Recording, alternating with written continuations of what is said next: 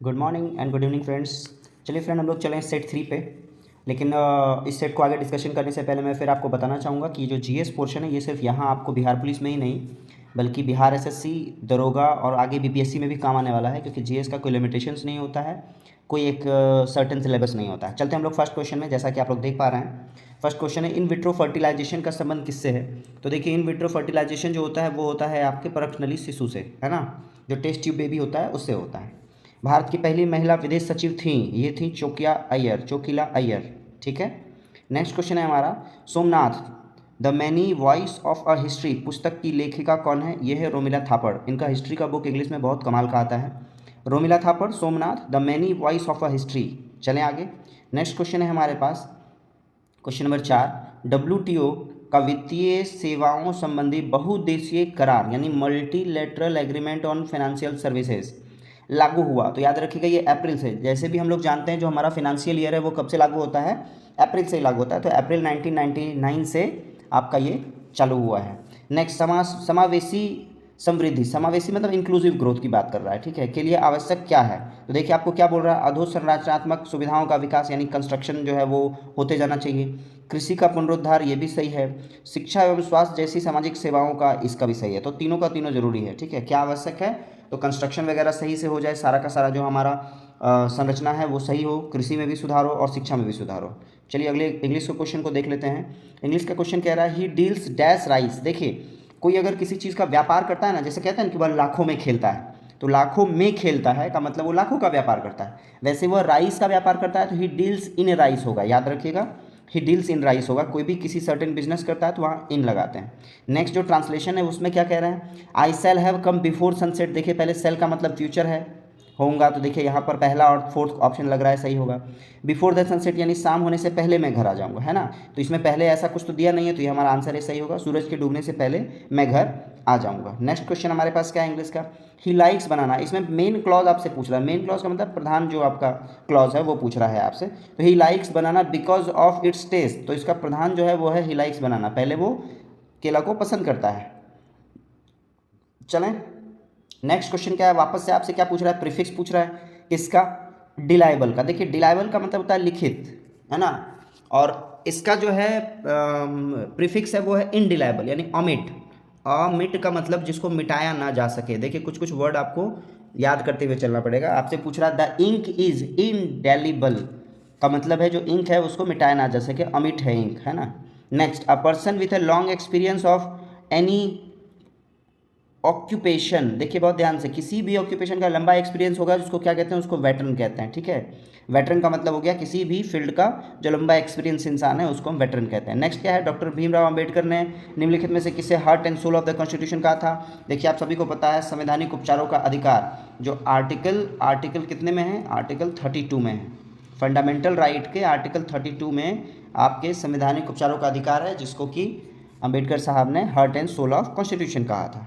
Next question है हमारा question number 12। देखिए वापस से पॉलिटी का एक जबरदस्त क्वेश्चन है, आपसे पूछ रहा है दोहरा जोखिम।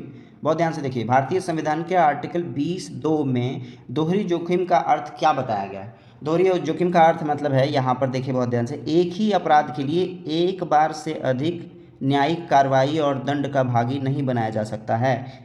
इसका मतलब है एक ही क्राइम के लिए एक बार पनिशमेंट होती है, 2 बार नहीं होती है, ठीक है। इस पर एक बेस्ड भी है, मूवी भी है अमिताभ बच्चन की।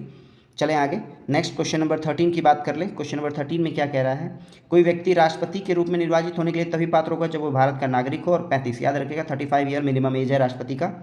नेक्स्ट है लोकसभा का सदस्य होने की योग्यता रखता हो, और थर्ड है क्या भारत सरकार या राज्य सरकार के किसी अन्य लाभ के पद पे आसीन ना हो। ध्यान रखिएगा ये तीनों क्राइटेरिया बहुत इंपॉर्टेंट है।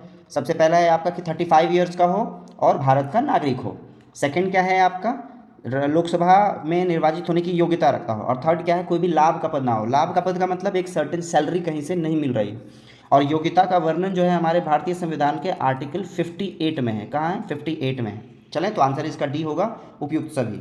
नेक्स्ट क्वेश्चन है, राज्य के कार्यपालिका शक्ति का प्रधान कौन होता है। देखिए कार्यपालिका शक्ति एग्जीक्यूटिव पावर राज्य में किसके पास होगा, राज्यपाल के पास होगा। बी क्लियर, राज्य में किसके पास होगा, राज्यपाल के पास होगा। चलें अब राज्यपाल और राष्ट्रपति की बात हो रही है तो मैं क्षमादान के बारे में बता दूं। आर्टिकल 72 में जो राष्ट्रपति हैं वो क्षमादान कर सकते हैं किसी भी क्रिमिनल का जो जजमेंट आता है उस पर फाइनल जजमेंट जो है राष्ट्रपति का होता है, वो एक एप्लीकेशन देता है, तो आर्टिकल 72।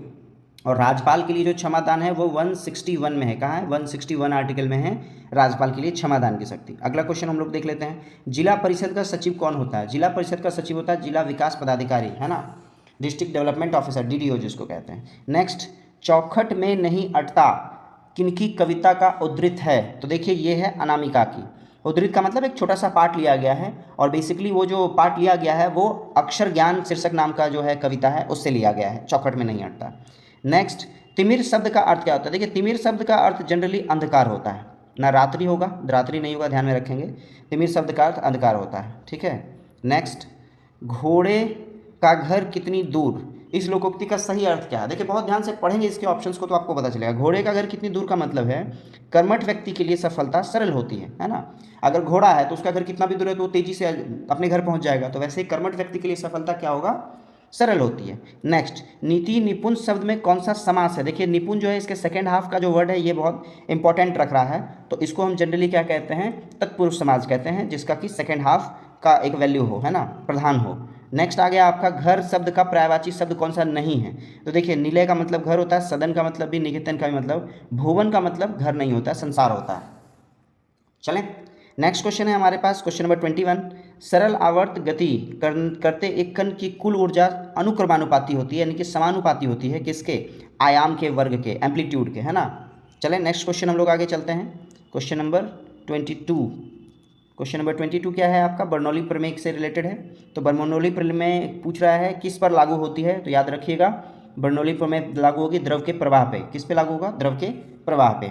समान द्रव्यमान वाले पदार्थ के एक समान गोला, देखिए डिस्क और ठोस सिलेंडर, आनत तल का मतलब ऐसे झुका हुआ सरफेस, आनत तल का मतलब ऐसे झुका हुआ सरफेस से अगर विरामावस्था से लुढ़काया जाए तो निम्न में से पहले कौन पहुंचेगा? तो याद रखिएगा ठोस गोला पहुंचेगा। प्रैक्टिकल नॉलेज की बात हो रही है इसमें, आप बहुत ध्यान से देखिए। सिलेंडर को अगर ऊपर से लुढ़काएं तो लुढ़कते हुए अगर वो थोड़ा भी टेढ़ा हो गया तो दूसरे डायरेक्शन की ओर मुड़ जाता है, लेकिन बॉल का क्या है? चारों ओर क्या है उसका? कर्व ही है, तो बॉल बहुत तेजी से नीचे पहुंच जाएगा। तो आंसर क्या होगा? ठोस गोला होगा। नेक्स्ट क्वेश्चन क्या है? प्रकाश की किरणें एक समतल दर्पण पे अभिलंब पड़ती हैं तो विचलन क्या होगा? देखिए मान के चलिए कि ये एक समतल दर्पण है और इसके ऊपर जो है रे गिर रहा है, ये गिर रहा है। अगर लंबवत गिरेगा तो लंबवत ही वापस चला जाएगा, इसलिए क्या होगा? विचलन क्या होगा? शून्य होगा। विचलन क्या होगा? शून्य होगा। नेक्स्ट क्वेश्चन की बात कर लें, क्वेश्चन नंबर 25 क्या कह रहा है? प्रकाश की चाल, इसकी आवृत्ति निम्नलिखित में से किस सूत्र से संबंधित होती है? तो देखिए आपको चाल बराबर होता है आवृत्ति गुना तरंग दैर्घ्य। बेसिकली चाल बराबर क्या होता है? चाल बराबर होता है दूरी और बटे समय, ठीक है। और समय को इस फ्रीक्वेंसी के लैंग्वेज में हम कहते हैं 1/f, और दूरी को हम कहते हैं तरंग दैर्घ्य, ठीक है। तो तरंग दैर्घ्य रह गया 1/f, जो है वो आपका 1/f यहाँ अगर हम लिख लें तो ये f नीचे से ऊपर चला जाता है और लैम्डा और फ्रीक्वेंसी आपस में क्या हो जाती है? मल्टीप्लाई हो जाती है। तो फाइनली आ गया आपका चाल इक्वल टू आवृत्ति गुना तरंग दैर्घ्य, ठीक है। चलें नेक्स्ट क्वेश्चन। स्वस्थ मानव नेत्र में फोकसन किया जाता है। अच्छा, फोकसन करने का मतलब क्या है? फोकसन करने का मतलब है कि अगर मान लीजिए सपोज दैट मेरा यहाँ पे आइज है ना, और यहाँ एक वस्तु रखी हुई है कुछ भी सर्टेन, और यहाँ भी एक वस्तु रखी हुई है। पहले आप इसको देख रहे हैं तो भी क्लियर इमेज बन रहा है, फिर इसको देख रहे हैं तो क्लियर इमेज बन रहा है। तो देख रहे हैं तो हमारा जो लेंस है वो एडजस्ट हो रहा है। एडजस्ट किसकी वजह से हो रहा है? वही क्वेश्चन पूछ रहा है। फोकसन का मतलब होगा अलग अलग नज़दीक और दूरी वाले को एक क्लियर इमेज देना। तो ये हमारा क्या होगा? इसकी वजह से, सिलियरी मसल्स की वजह से। ये इंग्लिश वर्ड बहुत आप लोग जानते होंगे, हिंदी में है पक्षमाभी मांसपेशियों द्वारा, इसको हम लोग सिलियरी मसल्स कहते हैं। वो हमारे लेंस को आगे पीछे करके एडजस्ट करता है हमारे आई को किसी भी चीज़ को देखने के लिए। दीवार के पीछे खड़े एक व्यक्ति की आवाज़, बेसिकली आवाज़ पहचानने के लिए देखिए गुणता का बहुत होना ज़रूरी है। गुणता की वजह से जनरली हम पहचान पाते हैं। दूसरा क्या? विवर्तन, क्योंकि जब हम बोलते हैं तो आवाज़ दीवार से कहीं टकरा कर या किसी कॉर्नर से मुड़ती है, उसको हम लोग विवर्तन कहते हैं, और गुणता की वजह से हम लोग उसको पहचान लेते हैं, ठीक है। नेक्स्ट क्या है? गैल्वेनोमीटर को अमीटर में बदलने के लिए इसमें तार लगाया जाता है। गैल्वेनोमीटर को अमीटर में बदलने के लिए हम लोग क्या करेंगे? निम्न प्रतिरोध को समांतर क्रम में लगाएंगे। कहाँ लगाएंगे? निम्न प्रतिरोध को समांतर क्रम में लगाएंगे। अब समांतर क्रम का मतलब देखिए ऐसे होता है, इसको आप यहाँ से वायर से ज्वाइंट कर लेते हैं और यहाँ लगा देते हैं। निम्न प्रतिरोध, याद रखिएगा प्रतिरोध का सिंबल ये होता है, और यहाँ आपका गैल्वेनोमीटर रहता है। तो पैरेलल वे में लगाए तो समांतर क्रम, अगर सेम इसी वायर में अगर आगे कहीं लगा देते तो वो आपका क्या हो जाता? श्रेणी हो जाता। लेकिन आंसर इसका क्या है? निम्न प्रतिरोध समांतर क्रम में लगाएंगे तो गैल्वेनोमीटर अमीटर में बदल जाएगा। नेक्स्ट, स्थायी चुंबक बनाने के लिए, अब देखिए हम लोग को पता है स्थायी चुंबक बनाने के लिए हम लोग जो वर्ड यूज़ करते हैं वो है नरम लोहा। लेकिन यहाँ पर नरम लोहा कहीं ऑप्शन में नहीं दिया है। तो आयरन के आसपास का कोई एक मेटल है ना एटॉमिक नंबर में, वो हम लोग को चाहिए। तो फेरस का बेसिकली क्या होता है आपका, फेरस के आसपास अगर देखें तो एल्युमिनियम भी नहीं है, एल्युमिनियम का 13 होता है, सिल्वर भी नहीं है, सिल्वर Ag47 होता है, सोना भी नहीं है ना 79। कोबाल्ट जो है वो आयरन के आसपास का है, कोबाल्ट, निकेल, कॉपर, जिंक है ना फेरस के बाद होता है। तो ये इसके आसपास है, तो इसके पास वो मेटेलिक या चुंबकीय गुण होता है कोबाल्ट के पास, जिससे हम उसका स्थायी चुंबक बना सकते हैं। नेक्स्ट एक ट्रांसफार्मर प्रयोग किया जाता है। तो ट्रांसफार्मर का प्रयोग बेसिकली क्या होता है, पर्याप्त प्रत्यावर्ती धारा को जानने के लिए होता है। ठीक है, नेक्स्ट चलें आगे। क्वेश्चन नंबर 31 क्या कह रहा है, क्वेश्चन नंबर 31 मैथ्स का है। 31 से लेकर आपका आई होप सो 40 तक मैथ्स का होगा। 41 की बात कर लेते हैं, 41 की बात कर लेते हैं। नेक्स्ट 41 आपका कह रहा है क्या, हड़प्पा सभ्यता संबंधित है, किससे संबंधित है, तो हड़प्पा सभ्यता कांस्य युग से संबंधित है। चलें, पाषाण युग और नवपाषाण युग खत्म हो चुका था, जो आपका लौह युग है, ये लौह युग हमारा वैदिक सभ्यता से स्टार्ट होता है। नेक्स्ट क्वेश्चन है, जैन परंपरा के अनुसार पहले तीर्थकर कौन थे, तो ऋषभदेव थे। जैन तीर्थकर के हिसाब से प्रथम तीर्थकर कौन थे, ऋषभदेव थे। महाबोधि मंदिर ये हम लोग को पता है, ये कहाँ है, बिहार में है। नेक्स्ट हर्षवर्धन की मृत्यु कब हुई थी, तो देखिए हर्षवर्धन की मृत्यु हुई थी 647 ईस्वी में। हर्षवर्धन वर्धन वंश का एक शासक था जिसकी मृत्यु हुई 647 ईस्वी में। नेक्स्ट आप 647 आया तो मैं हमेशा कहता हूँ 622 ईस्वी से जो आपका हिजरी संवत है इसकी शुरुआत होती है। मोहम्मद पैगंबर साहब 622 ईस्वी में मक्का से मदीना पैदल चल के गए थे, वहीं से हिजरी संवत की शुरुआत होती है। नेक्स्ट क्वेश्चन की बात कर लें, महमूद गजनवी के साथ भारत आने वाला प्रसिद्ध कौन सा यात्री कौन था, है ना, इतिहासकार कौन था, तो देखिए इसका आंसर क्या हो जाना है, इसका आंसर हो जाना है अल-बरूनी। अल-बरूनी ही था जो कि मोहम्मद गजनवी के साथ भारत आया था, इतिहासकार यानी कि एक राइटर था। नेक्स्ट, प्रशासन का बुनियादी और आवश्यक तत्व कौन सा है, तो देखिए प्रशासन एडमिनिस्ट्रेशन बिना ऑर्गेनाइजेशन के नहीं हो पाता है, याद रखिएगा एडमिनिस्ट्रेशन के लिए ऑर्गेनाइजेशन का होना जरूरी है, संगठन, है ना। चलें नेक्स्ट क्वेश्चन हमारा 47 नंबर, बाबर ने तुजुक ए बाबरी किस किस भाषा में लिखा था, देखिए तुजुक से याद कीजिए, त से तुर्की लैंग्वेज में लिखा था। मेरी बात समझ रहे हैं, बाबर ने तुजुक जो बाबरी है वो किस लैंग्वेज में लिखा था, तुर्की लैंग्वेज में लिखा था। और फिर जो इसी को तुजुक ए बाबरी को क्या बोलते हैं बाबरनामा के लैंग्वेज में किसने लिखा था, अब्दुल रहीम खान खाना ने इसी बुक को तुजुक ए बाबरी को बाबरनामा के में लिखा था। किस लैंग्वेज में लिखा था, शायद फारसी भाषा में लिखा था। किस में लिखा था, फारसी भाषा में लिखा था। नेक्स्ट क्वेश्चन की बात कर लें, क्वेश्चन नंबर हमारे पास आ गया 48 क्वेश्चन नंबर क्या कह रहा है, प्लासी का युद्ध मैदान कहाँ है, तो प्लासी कहाँ है, पश्चिम बंगाल में है। प से प्लासी, प से पश्चिम बंगाल, ऐसे याद कर सकते हैं। नेक्स्ट, भारतीय राष्ट्रीय कांग्रेस अध्यक्ष निर्वाचन होने वाला प्रथम यूरोपीय 1885 में आपका कांग्रेस बना था, 86, 87, 88 जो 89 था जॉर्ज यूल, जो 1888 इसमें आपके जॉर्ज यूल साहब बने थे कांग्रेस के अध्यक्ष, है ना, और वो प्रथम यूरोपियन थे। नेक्स्ट क्वेश्चन की बात कर लें हमारा, किस उष्णकटिबंधीय खाद्य फसल के लिए 27 डिग्री से यानी सेल्सियस का टेम्परेचर और 100 सेंटीमीटर से अधिक वर्षा की जरूरत है, तो वो है आपका क्या, चावल को थोड़ा सा क्या चाहिए, थोड़ी सी हल्की गर्मी भी चाहिए और बारिश भी चाहिए। नेक्स्ट, केंद्रीय चावल अनुसंधान केंद्र कहाँ है, ये भी आपको पता होगा, ये कहाँ है, कटक है। नेक्स्ट अगला क्वेश्चन है हमारे पास, भारत का वह सबसे बड़ा बंदरगाह कौन सा है जो कुल निर्यात के 5वें भाग को संभालता है, ये है आपका मुंबई का जो पोर्ट है वो टोटल 5वां भाग का मतलब सिंपल समझिए 20%, है ना, पूरे ट्रांसपोर्टेशन का 20% कहाँ से होता है, मुंबई से होता है। नेक्स्ट आगे बात कर ले हम, वायुमंडलीय ओजोन की ऊपरी परत निम्नलिखित में से किससे बनी है, तो ओजोन परत बेसिकली देखिए ऑक्सीजन के संयोजन से, परमाणु के संयोजन से बनी है ना। ओजोन का फॉर्मूला होता है O3, और ओजोन के लेयर को जानने के लिए जो हमारे पास जो पैरामीटर है उसको डॉब्सन कहते हैं, क्या कहते हैं, डॉब्सन, हिंदी में डॉब्सन कह लीजिए, इंग्लिश में डॉब्सन होता है। तो डॉब्सन से हम लोग ओजोन के लेयर की मोटाई को चेक कर पाते हैं। नेक्स्ट है, भूचाल का अपकेंद्र क्या होता है, तो देखिए जहाँ भूकंप आई, हमारा ये अर्थ है, इस पॉइंट से भूकंप आई है, तो इसके सामने जो हमारा अर्थ है उस वाले पॉइंट को हम अपकेंद्र कहते हैं। तो क्वेश्चन के हिसाब से अगर चलें ऑप्शन के हिसाब से, तो पृथ्वी की सतह पर वह बिंदु जो भूकंप उद्गम केंद्र पर ऊर्ध्वाधर होता है, मतलब वहाँ एकदम ऊपर में हो। चलें आगे, अंकलेश्वर डैश के लिए जाना जाता है, तो देखिए अंकलेश्वर जो है वो क्या है, एक प्रॉपर जगह है जहाँ सर्टन कोई चीज़ का प्रोडक्शन होता है। वो प्रोडक्शन क्या, क्वेश्चन ये पूछ रहा है, तो अंकलेश्वर बेसिकली तेल के लिए जाना जाता है, और ये है कहाँ, ये गुजरात में है। चलिए हम लोग अगले क्वेश्चन को देखेंगे, क्वेश्चन नंबर 56, लक्षद्वीप के लोग निम्नलिखित में से कौन सी भाषा बोलते हैं, देखिए लक्षद्वीप किसके आसपास है, मलयालम भाषा बोलते हैं। नेक्स्ट क्वेश्चन है आपके पास, वर्ष 2011 के जनगणना के अनुसार निम्नलिखित में से किस राज्य में बालक बालिका अनुपात सबसे कम है, हम लोग को पता है ये हरियाणा है, और अनुपात कितना है आपका 879, जबकि ऑल ओवर इंडिया का 943 है, हरियाणा का क्या है 879। अच्छा, लिंगानुपात का मतलब होता है 1000 लड़कों पे लड़कियों की संख्या, 1000 लड़कों पे लड़कों की संख्या। तो हरियाणा में टोटल लड़कियां कितनी है? 879 है, 879। चलें, अगला क्वेश्चन है, निम्नलिखित में से किस खाद्य पदार्थ में एक ही मात्रा में अधिकतम कैलोरी का मान विद्यमान है? मैक्सिमम कैलोरी किस में होगी? मक्खन में होगी। चलें आगे। मैक्सिमम कैलोरी का मतलब ऊर्जा का मात्रा जिसको तोड़ना है, हम लोगों का लीवर तोड़ता है उसको, कैलोरी किस में है? मक्खन में है। नेक्स्ट, लाफिंग गैस का रासायनिक क्या नाम क्या है? नाइट्रस ऑक्साइड का है, नाइट्रस ऑक्साइड N2O। ठीक है, N2O हमारा नाइट्रस ऑक्साइड लाफिंग गैस है। नेक्स्ट क्या कह रहा है आपको? पीतल जो है किनका मिश्र धातु से है? किनका मिश्र धातु है, मतलब पीतल किससे बना है? तो जस्ता और तांबा से मिलकर बना है पीतल। नेक्स्ट क्वेश्चन है, प्राकृतिक गैस का प्रमुख घटक है। प्राकृतिक गैस किससे मिलकर बना होता है? मीथेन से मिलकर बना होता है। ऑप्शन नंबर ए सही है, प्राकृतिक गैस मीथेन से मिलकर बना होता है।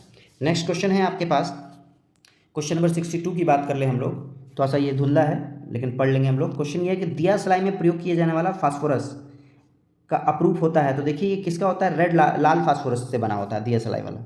नेक्स्ट क्वेश्चन है आपके पास, परमाणु क्रमांक 20 वाले परमाणु का इलेक्ट्रॉनिक विन्यास क्या होगा? 20 यानी कैल्शियम होगा, कैल्शियम का होगा 2882। देखिए पहला सेल में 2, फिर अगेन 8, फिर 8 और फिर 2, ये 4s2 की बात कर रहा है। नेक्स्ट क्वेश्चन है आपके पास, ज्वार नियंत्रण में सहायक औषधि क्या है? ज्वार नियंत्रण का मतलब होता है फीवर। फीवर में नियंत्रण करते हैं किससे? कॉमन सा दवाई है पैरासीटामोल, तो पैरासीटामोल का यूज़ करते हैं। नेक्स्ट क्वेश्चन क्या है हमारे पास? नेक्स्ट क्वेश्चन है, वनस्पति घी, वनस्पति तेलों का घी में परिवर्तन कैसे होता है? तो वनस्पति घी तेलों का घी में परिवर्तन हाइड्रोजनीय करंट के द्वारा होता है। ठीक है, किसके द्वारा? हाइड्रोजनीय करंट के द्वारा होता है। समुद्री शैवाल में क्या होता है? देखिए समुद्र का पानी नमकीन होता है, तो समुद्री शैवाल में क्या पाया जाएगा? आयोडीन पाया जाएगा, तो आयोडाइड बोलते हैं। नेक्स्ट, सेल्यूलोज निम्नलिखित से किसका मुख्य घटक है? सेल्यूलोज देखिए किसका होता है? सेल्यूलोज ह्यूमन में नहीं पाया जाता, प्लांट में पाया जाता है। तो कोशिका भित्ति जिसको कह सकते हैं हम, सेल वॉल, वहाँ पे सेल्यूलोज होता है। नेक्स्ट क्वेश्चन है, भ्रूण विकास के लिए निम्नलिखित में से किस अंग के द्वारा खाद्य पदार्थ की पूर्ति होती है? खाद्य की पूर्ति होती है गर्भाशय के द्वारा होती है ना। भ्रूण का मतलब जहाँ वो बच्चे का विकास होता है तो वहाँ क्या? गर्भाशय के द्वारा उसको खाना मिलता है, फूड सब्सटेंस मिलता है। नेक्स्ट, पीनियल ग्रंथि कहाँ होती है? तो देखिए पीनियल ग्रंथि कहाँ होगी? आपके मस्तिष्क में होगी। पीनियल ग्रंथि कहाँ होगी? आपके मस्तिष्क में होगी। ठीक है, नेक्स्ट क्या है आपका? क्वेश्चन नंबर 70, निम्नलिखित में से कौन सा विटामिन पानी में घुलनशील है? बहुत ध्यान से देख लीजिएगा, पानी में घुलनशील है, यह है विटामिन बी। विटामिन बी क्या है? पानी में घुलनशील है। जबकि विटामिन सी ऐसा है जिसको गर्म कर दिया जाए तो इसका वैल्यू खत्म हो जाता है। बात समझे? नेक्स्ट क्वेश्चन नंबर 71, निम्नलिखित में से कौन सा क्षेत्र भारत के सकल घरेलू उत्पाद में सर्वाधिक योगदान देता है? देखिए इकोनॉमिक्स का क्वेश्चन है। इकोनॉमिक में प्राइमरी क्षेत्र बोलते हैं जिसको एग्रीकल्चर कहते हैं। ठीक है, द्वितीय क्षेत्र कहते हैं प्रोडक्शन का, एग्रीकल्चर से जो आया उसको हम प्रोड्यूस करेंगे। और तीसरा क्षेत्र आता है जिसको हम सर्विस सेक्टर कहते हैं, सर्विस। अच्छा, सर्विस का मतलब क्या है? घर घर पहुंचाना, उसको सर्विस कहते हैं। जो आपका प्रोडक्ट बना है उसका सप्लाई को हम सर्विस कहते हैं। तो इंडिया में जो है वो सर्विस सेक्टर अभी सबसे ज़्यादा हम लोग को आउटपुट दे रहा है। सकल घरेलू उत्पाद में सबसे ज़्यादा योगदान किसका है? Service sector. ऐसा नहीं कि सिर्फ सर्विस सेक्टर का मतलब घर पहुंचाना ही है। जो आपका ट्रू कॉलर पे बैठे रहते हैं, जो टेली कॉलर बैठे रहते हैं, वो भी सर्विस सेक्टर है ना। ट्रांसपोर्टेशन पूरा का पूरा सर्विस सेक्टर में आ जाता है। ठीक है, जो IT सेक्टर है पूरा का पूरा सर्विस सेक्टर है, ऑनलाइन आपको सब कुछ डिलीवर करवा रहा है, तो वो सारा का सारा सर्विस सेक्टर। तो सर्विस सेक्टर में सबसे ज़्यादा प्रोडक्शन इंडिया में सकल घरेलू उत्पाद में इसका योगदान है। नेक्स्ट बात करें सूक्ष्म अर्थशास्त्र। वापस से देखिए व्यष्टि और समष्टि मैंने लास्ट क्लास बताया था, वही है ये। सूक्ष्म अर्थशास्त्र का संबंध किससे है? तो सूक्ष्म का मतलब यूनिट, माइक्रो किससे होगा? व्यक्तिगत इकाई से होगा। ठीक है, नेक्स्ट क्वेश्चन है आपके पास, जून 2023 तक भारत में कुल कितने रामसर स्थल थे? तो देखिए रिसेंट में जून में ही फाइनल तय हो गया, टोटल 75 रामसर स्थल होंगे। चलें आगे, हैं बल्कि। नेक्स्ट है, भारत में बेरोजगारी का प्रमुख कारण क्या है? तो बेरोजगारी क्यों हो रही है? जनसंख्या में तीव्र वृद्धि की वजह से बेरोजगारी हो रही है। मुस्लिम लीग के संविधान सभा का बहिष्कार क्यों किया था? वो मुसलमानों के लिए एक अलग संविधान सभा का निर्माण चाहते थे। और इनिशियल फेजेस में जो आपका 1946 बेसिकली 1946 में जो कैबिनेट मिशन आई थी उसने मुस्लिम लीग के लिए अलग संविधान नहीं बनाया था। फिर माउंटबेटन साहब 1947 में आए और उन्होंने एक अलग संविधान का निर्माण किया, संविधान सभा का, मुस्लिमों के लिए। चलें आगे, नेक्स्ट क्वेश्चन है हमारे पास, क्वेश्चन नंबर 76, अन्य प्लस अन्य का संधि से बना शब्द कौन सा होगा? ये अन्य होगा, ये पहला ऑप्शन सही होगा। नेक्स्ट, अध्यक्षात्मक शासन प्रणाली में प्रशासन पर कार्यकारी नियंत्रण का प्रयोग कौन करता है? देखिए पहले सबसे पहले ये समझ लीजिए इसका क्या मतलब है। अध्यक्षात्मक शासन प्रणाली किसको कहते हैं? जहां पर अध्यक्ष शासन करता है, और अध्यक्ष शासन कहाँ करेगा? राष्ट्रपति वाले मोड में। बात समझ रहे हैं? प्रेसिडेंशियल जो आपका शासन प्रणाली है उसको अध्यक्षात्मक कहते हैं। इसमें क्या है? कार्यकारी नियंत्रण कौन करेगा? राष्ट्रपति करेगा। जैसे अमेरिका में जो है सब कुछ क्या है? राष्ट्रपति करता है। चलें नंबर 78 कह रहा है कि निम्नलिखित से कौन सा तत्व उत्कृष्ट गैस नहीं है। देखिए उत्कृष्ट गैस उसको कहते हैं जो कि रिएक्शन में पार्ट नहीं लेता है। पीरियोडिक टेबल में जो सबसे राइट साइड पे जो 18वां पीरियड है आपका, वो आपका क्या है, उत्कृष्ट गैस का है। और कौन सा नहीं है, तो देखिए क्लोरीन नहीं है। ये तो बहुत सारे में अभिक्रिया करता है ना, HCl है, CaCl2 है, कैल्शियम क्लोराइड है, तो ये अभिक्रिया कर रहा है, तो ये आपका क्या है, उत्कृष्ट गैस नहीं। बाकी आर्गन, क्रिप्टन और रेडॉन ये सभी के सभी क्या है, उत्कृष्ट गैस हैं। ये कहीं भी जनरली अभिक्रिया नहीं करते हैं, रिएक्शन में पार्ट नहीं लेते हैं। निम्नलिखित से कौन सा तत्व हैलोजन समूह के तत्व है। देखिए हैलोजन समूह किसको बोलते हैं पता है, जो 17वां पीरियड है, 17वां नंबर में ऊपर से नीचे आने पर जितने हैं सभी के सभी हैलोजन है। इवन कि जो क्लोरीन है वो भी हैलोजन है। तो आपको पूछ रहा है कौन सा है, तो देखिए फ्लोरीन है। फ्लोरीन के बाद क्लोरीन होता है, क्लोरीन के बाद ब्रोमीन होता है, ब्रोमीन के बाद आयोडीन होता है, आयोडीन के बाद स्टैटिन होता है। ये सभी के सभी कौन से हैं, 17वें ग्रुप के तत्व हैं, तो उसको हम हेलोजन ग्रुप कहते हैं। तो आपका आंसर इस क्वेश्चन के लिए क्या हो जाएगा, फ्लोरीन हो जाएगा। निम्नलिखित से क्या जल से हल्का है। देखिए क्या है जो जल से हल्का है, कुछ नहीं बोल रहा, मतलब जल में डूबे नहीं, तो याद रखिएगा सोडियम जल से हल्का है। ठीक है, आगे चले। नेक्स्ट क्वेश्चन है हमारे पास क्या, और सोडियम बेसिकली रिएक्शन भी करता है पानी से और बहुत ज़बरदस्त उसका आउटपुट भी होता है, उसको बाद में देखेंगे। क्वेश्चन नंबर 81 है, भारत में दल विरोधी कानून कब आया। तो याद रखिएगा इंदिरा गांधी की मृत्यु के बाद। इंदिरा गांधी की मृत्यु 1984 में हुई। उसके बाद कांग्रेस कई पार्ट पे टूट रहा था, इसलिए अगली सरकार जो उनके शायद बेटे बने थे, उन्होंने क्या किया, दल विरोधी कानून निकाला। और बेसिकली ये जो है हमारे संविधान का शेड्यूल 10 में है। दल का मतलब 10 से 10 हमने बार बार याद कराया लोगों को। दल विरोधी कानून शेड्यूल 10 अनुसूची 10 में, अनुसूची 10 में। ठीक है, नेक्स्ट क्वेश्चन लेते हैं हम लोग। ये आपका आ गया फुटबॉल टूर्नामेंट संतोष ट्रॉफी 2023 का विजेता कौन है। याद रखिएगा इसका विजेता है आपका पहला ऑप्शन, ऑप्शन नंबर 1 कर्नाटक। ठीक है, निम्नलिखित में से कौन सबसे अधिक तन्य है। हम लोग बचपन में ही पढ़े, गोल्ड सबसे अधिक तन्य है, मतलब गोल्ड को हम इलास्टिसिटी लंबा कर सकते हैं, वो टूटेगा नहीं। ठीक है, वर्ल्ड प्रेस फ्रीडम इंडेक्स 2023 में भारत का स्थान बहुत बुरा स्थिति है, आपको पता है। जो आपका प्रेस है उसकी स्वतंत्रता, भारत में क्या स्थिति हो रही है सभी को अच्छे से पता है, 161 है। नेक्स्ट क्वेश्चन है हमारा, पौधे में श्वसन के अंतिम उत्पाद क्या होते हैं। तो आपको पता है पौधे का अंतिम उत्पाद होगा कार्बन डाइऑक्साइड,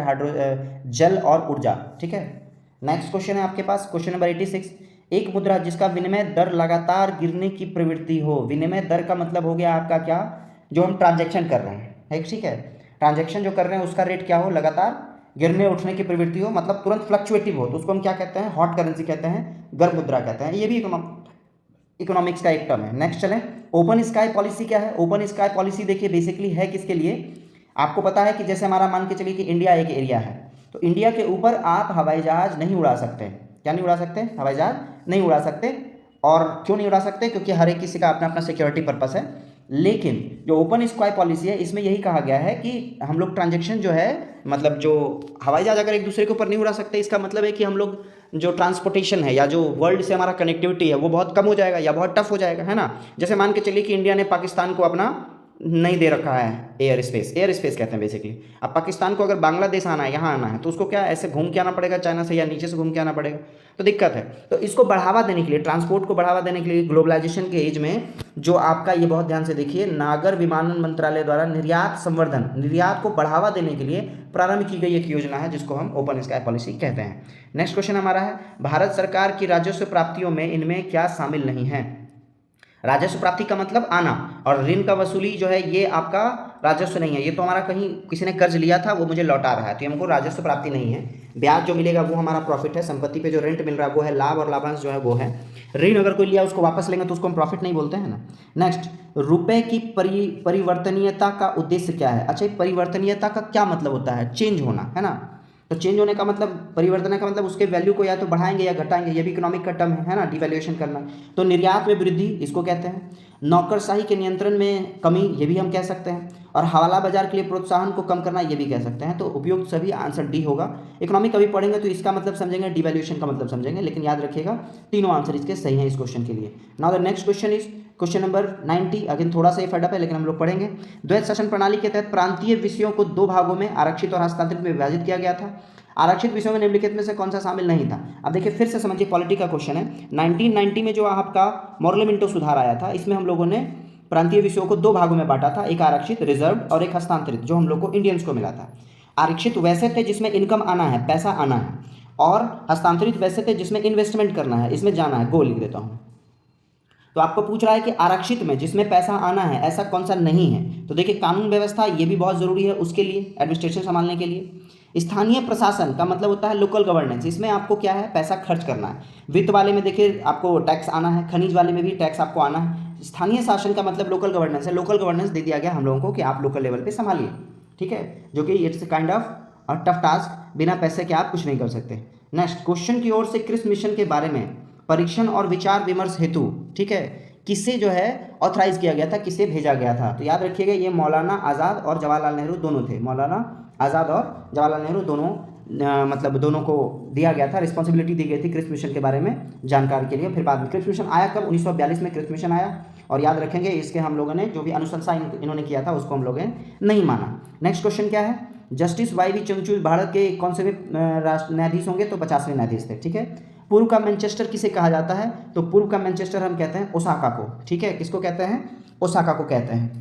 आगे चले क्वेश्चन, 1991 की नई आर्थिक नीति की मुख्य विशेषता क्या थी, तो देखिए हम लोग को पता है LPG liberalisation, privatisation and globalisation, उदारीकरण, निजी क्षेत्र का विस्तार और ये आपका अधिक बाजार अभिमुखीकरण, तीनों का तीनों आंसर होगा, 94 का डी आंसर सही है। एलपीजी याद रखिएगा 1991 में एक नई आर्थिक नीति आई थी, उसके तहत हम लोगों ने अपने मार्केट को ओपन किया था।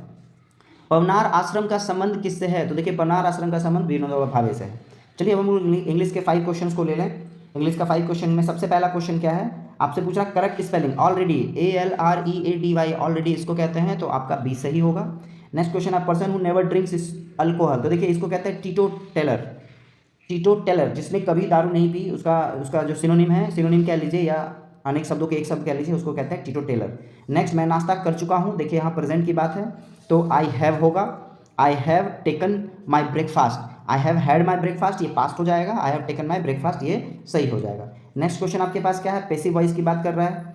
पैसिव वॉइस किसका बोल रहा है, do not insult the poor, है ना, तो क्या गरीबों की बेइज्जती ना करो, तो इसका उल्टा होगा या इसका पैसिव वॉइस होगा let the poor not be insulted या बी नॉट इंसल्टेड, ये सही होगा, let the poor be not insulted, गरीबों का इंसल्ट ना करें। Select the most appropriate synonym, synonym किसका, स्टडी, स्टडी का मतलब होता है, आपने पढ़ा slow and study wins the race, study का मतलब लगातार हो, है ना, तो आपका सिनोनिम क्या होगा, स्टेबल, ठीक है। चलिए all of you all the best, have a nice day. आपको अच्छा लगा हो तो लाइक कीजिए और अपने फ्रेंड्स में शेयर कीजिए। Thank you.